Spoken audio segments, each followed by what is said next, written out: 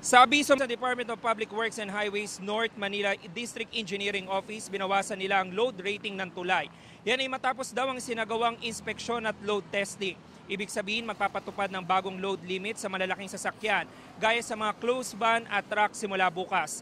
Lahat ng sasakyan na lalampas sa itinakdang load capacity ay hindi papayagan na dumaan sa tulay at kinakailangan na humanap na lang ng alternatibong ruta. Ang hakbang na ito, sabi ng DPWH-NCR, ay para masiguro ang structural integrity ng tulay at para na rin sa kaligtasan ng mga motorista.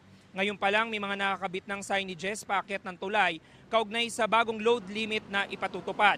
Ang mga nakausap ko naman truck driver, hindi pa raw alam ang pagbabagong ito pero handa naman daw silang sumunod.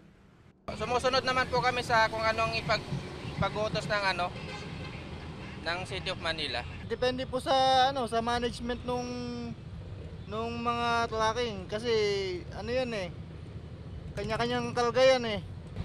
Pero handa kayong sumunod. Apo.